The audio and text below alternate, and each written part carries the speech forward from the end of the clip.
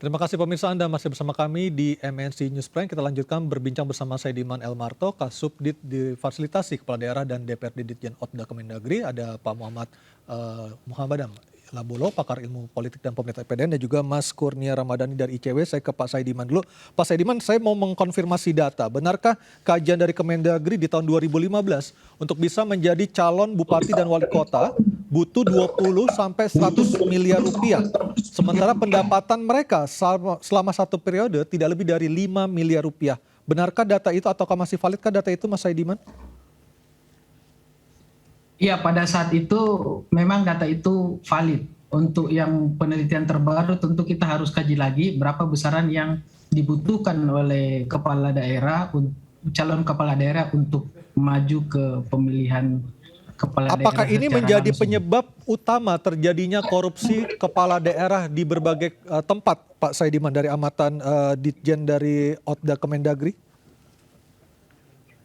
Ya, tentu saja apabila data itu masih relevan, tentu kan tadi saya katakan bahwa itu merujuk pada tahun yang sebelumnya data itu dikeluarkan. Namun sampai saat ini sepertinya memang data itu tidak bergeser terlalu jauh terkait itu. Dan tentu saja itu juga menjadi salah satu faktor yang menjadi, tentu saja bukan hanya itu ya, banyak faktor-faktor lain yang juga ikut mendukung. Itu ada di kajian ilmiahnya tersendiri yang memang menjadi, tapi faktor yang itu juga termasuk salah satu faktor terbesar dalam mendorong kasus-kasus ini berulang kembali untuk terjadi. Tentu ini menjadi PR bagi kita semua, mulai mungkin dari multi sektor untuk kita adakan pembenahan bersama. Saya sendiri setuju dengan yang disampaikan tadi pakar ilmu pemerintahan Pak Muhaddam, bahwa ini menjadi PR kita bersama untuk dia menjadi tradisi atau kultural, bagaimana mengubah kultural itu tidak saja tentu dengan pendekatan struktural. Mungkin sudah dimulai dari pendidikan awal ataupun dimasukkan dalam misalnya kurikulum, itu bisa saja. Jadi pendekatan itu dari berbagai multisektoral yang kemudian maju bergerak dan menjadi kultural bangsa ini ke depan. Baik. Untuk menjadi lebih baik. Baik, Mas Kurnia, kalau kita melihat tingginya pengeluaran dari seorang calon kepala daerah ini juga tidak terlepas dari tingginya mahar politik dan juga jual beli surat suara saat pemilihan. Apakah benar atau apakah valid pernyataan tersebut, Mas Kurnia? Ya, tentu kita bisa merefleksikan pernyataan-pernyataan sejumlah pihak. Kalau masyarakat masih ingat, ada beberapa orang yang secara belak-belakan mengemukakan berapa mahar politiknya, bahkan mencapai ratusan miliar kala itu. Tentu sederhana memahami permasalahan ini. Kalau mereka mengeluarkan dana yang sangat besar, pasti mereka akan berupaya untuk mengembalikan dananya. Pertanyaan lebih lanjutnya, dari mana mereka mendapatkan dana luar biasa untuk memberikan mahar politik? Pasti pihak-pihak tertentu. Maka dari itu kesepakatannya biasanya yang seringkali terlihat dalam proses penegakan hukum, ketika mereka menjabat, maka proyek di daerah tersebut akan dibagikan rata kepada orang-orang yang sudah mendukung proses pemilihan dalam pemilu, baik kepala daerah tingkat kabupaten, kota, maupun provinsi tersebut. Saya rasa itu menjadi salah satu permasalahan yang sampai detik ini belum tuntas. Belum kita berbicara soal biaya kampanye, baliho, dan lain sebagainya. Itu kan memakan dana yang sangat besar. Maka dari itu, ini seperti siklus yang berulang saja. Kalau tidak dibenahi, maka bulan depan, tahun depan akan ada rentetan kepala daerah yang kembali diproses hukum, baik oleh KPK, Kejaksaan, maupun kepolisian. Dan yang harus diingat juga, korupsi tidak selamanya melibatkan uang, tetapi juga bisa berupa kebijakan yang bisa menguntungkan orang-orang atau pihak-pihak yang menyokong kepala daerah tersebut ketika kampanye. Seperti itu ya, Mas Kurnia ya? Ya, itu juga yang harus dilihat lebih lanjut. Tidak hanya persoalan menguntungkan diri sendiri, tapi kalau kita bicara lebih detail lagi soal proses hukum, pasal 2 dan pasal 3 itu disebutkan secara spesifik menguntungkan orang lain atau korporasi. Jadi kalau dia tidak ada kickback kepada individunya, itu juga tergolong sebagai praktik korupsi. Demikian, Mas. Pak Labolo, kalau kita melihat bagaimana lingkaran setan dalam siklus ataupun dalam kompetisi politik di tanah air ini, rasa-rasanya juga harus disentil adalah partai politik. Bagaimana mereka soal mahar terutama, bagaimana mereka tidak mengedepankan kaderisasi, tetapi adalah lebih mengedepankan orang-orang yang berani memberikan uang dalam sejumlah tertentu untuk bisa maju dengan menggunakan kendaraan partai politik itu. Seperti itu Pak Labolo. Ya, saya kira logikanya masuk di akal sejauh ikatan dia dengan partai politik itu tidak bisa dilerai oleh sistem. Sebagai contoh tadi adalah ketua DPC partai P3 itu adalah kepala daerah, bupati. Semestinya kalau kita ingin pada konteks pendekatan struktural sistem tadi ya, yang saya bicarakan tadi. Kalau sistem itu kita ubah, misalnya tadi ya, seseorang yang jadi kepala daerah tidak boleh lagi menjabat sebagai ketua partai, sehingga ikatan dia dengan partai itu tidak begitu kuat. Ya, dia sudah selesai pada saat dia membeli seat di partai politik dengan harga mahar sekian ratus miliar misalnya.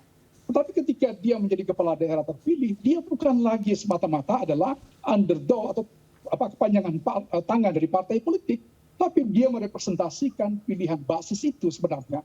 Jadi kalau ini masih terjadi, saya kira ikatan dia dengan partai akan melahirkan apa yang kita bicarakan tadi itu satu.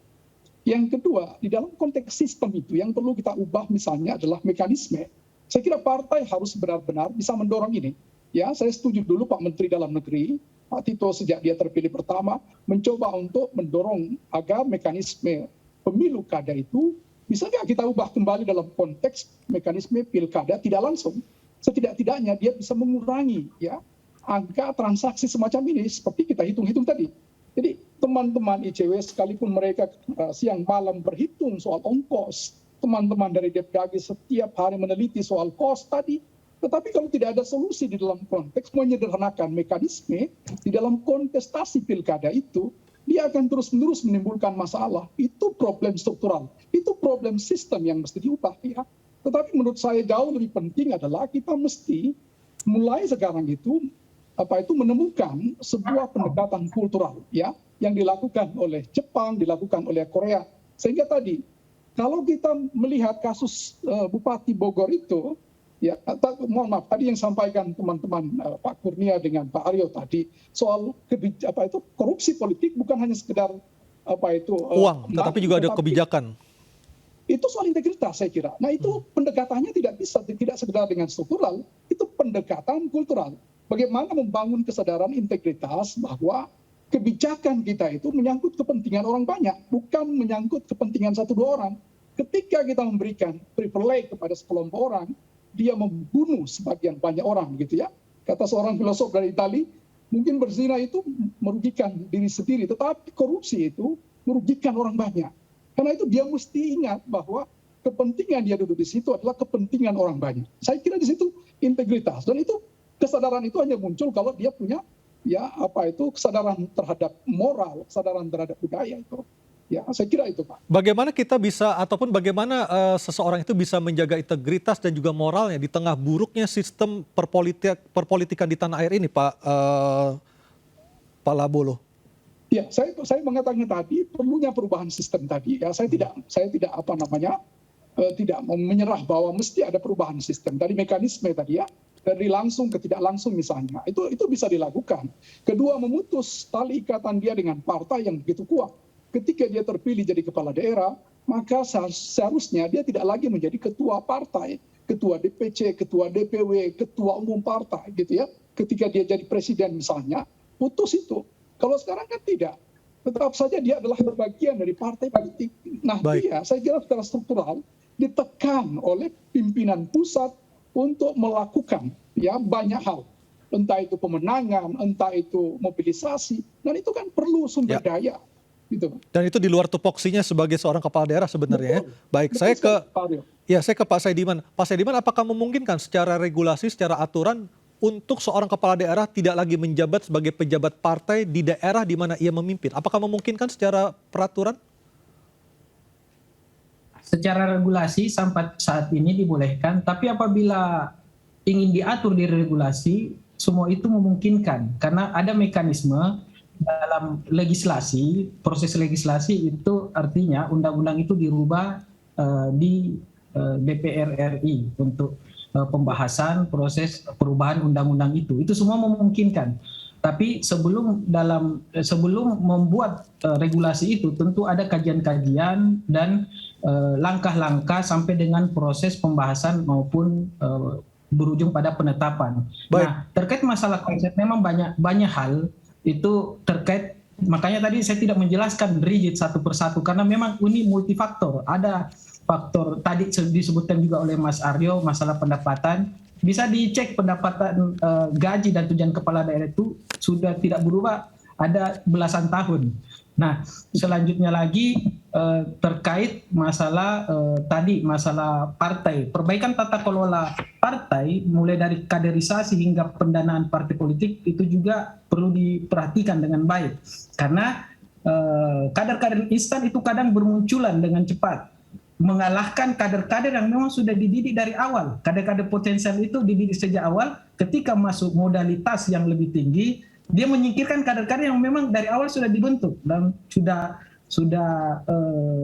banyak mengetahui masalah-masalah pemerintahan. Itu salah satu permasalahan yang kita kendala. Baik. Dan banyak lagi masalah lain juga.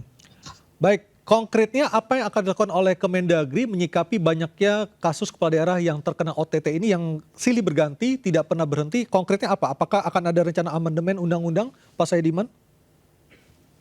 Tentu terkait masalah regulasi itu ada dua inisiatif, bisa dari inisiatif pemerintah maupun inisiatif dari legislatif. Nah, kemudian terkait hal-hal lain, kalau di tingkat kami itu kita mendorong daerah untuk melakukan pembenahan yang lebih baik melalui smart city, e-government dan lain-lain, dan itu menjadi evaluasi kinerja setiap daerah-daerah yang menjalankan penyelenggaraan pemerintahannya. Dan tentu saja kepala daerah yang ada di dalamnya yang memimpin daerah itu yang harus bergerak untuk menjalankan sistem itu. Itu yang kami lakukan. Baik, terima kasih Pak Saidiman, Pak Labolo dan Mas Kurnia Ramadhani dari ICW untuk waktunya berbincang bersama kami. Kita akan melihat seperti apa status hukum terhadap Bupati Bogor Ade Yasin dan 11 orang lainnya yang tertangkap tangan KPK pagi tadi. Tetaplah bersama kami di MNC News Prime untuk berita-berita lainnya sesaat lagi.